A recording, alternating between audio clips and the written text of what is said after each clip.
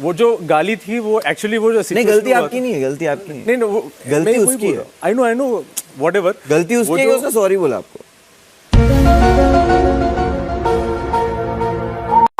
Hello guys, तो guys Munna और फारूकी ने भाई सब एक्सपोज कर दिया है साई केतन राव को लवकेश और साई केतन की फाइट के लिए। जी हां दोस्तों, मुन्ना और फारूकी ने साई केतन राव को कहा कि लवकेश कटारिया ने आपको गाली दी और आपने भी उसको गाली दी। तो यहाँ पर साई केतन राव कहते हैं कि हाँ, तो वहाँ पर मुन्ना और फारूकी कहते हैं कि पहले आपने गाली दी थी। तो यहाँ पर साई केतन राव कहते हैं कि हाँ, पर उसने माँ की गाली दी थी जो कि काफी डार्क थी। तो वहाँ पर मुन्ना और फारूकी ये कहते हैं कि क्या गालियों में कोई कैटेगरी होती है क्या? गाली तो गाली होती है। वैसे आपने जो गाली दी थी वो भी माँ के ऊपर ही गाली थी। ये कहा मुन्ना और फारूकी ने साई केतन राव को, जिस पर साई केतन राव चुप हो गए और वो ये कहने लग गए कि लवकेश ने जो दी थी वो काफी डार्क थी और मेरे को काफी बुरी लगी थी। अब यहाँ पर मुनावर ने कहा कि गाली तो आपने पहले दी थी, तो आपको कैसे इतनी बुरी लग गई? आपने गाली दी और उसने गाली दी, बात वहीं खत्म हो जाती। यहाँ पर साई केतन राव ने कहा कि उसने बहुत बुरी गाली दी थी और मुझे काफी हर्ट हुई। तो यहाँ पर मुनावर फारूकी कहते हैं चलो ठीक है, कोई दिक्कत नहीं, जो हो गया, गलती तुम्हारी नहीं है। तो वहाँ पर साई केतन राव कहते हैं कि हाँ मुझे पता है। तो वहाँ पर मुनावर फारूकी कहते हैं गलती तुम्हारी नहीं है, गलती यहाँ पर लवकेश कटारिया की है कि उसने तुमसे माफी मांगा।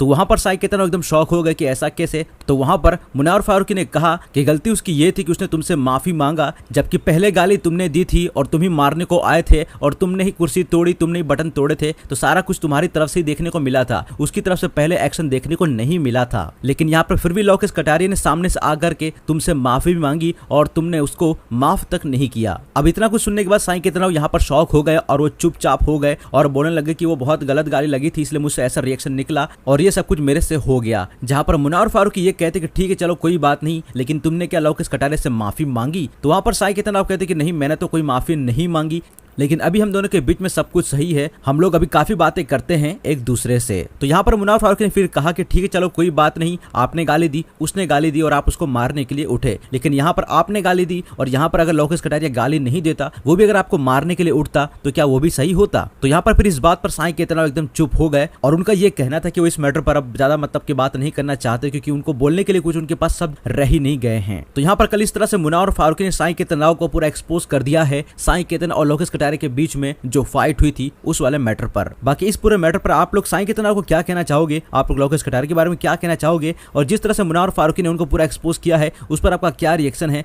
इस बारे में आप लोग आपकी राय हमें कमेंट में जरूर बताइएगा। बाकी वीडियो को लाइक कर देना, चैनल को भी सब्सक्राइब कर लेना ऐसी और अपडेट्स के बिग बॉस एपिसोड्स के अंदर आपने देखा कि किस तरह से नेजी भाई एक मीडिया के पत्रकार के ऊपर भड़क गए और उन्होंने अपना आपा खो दिया।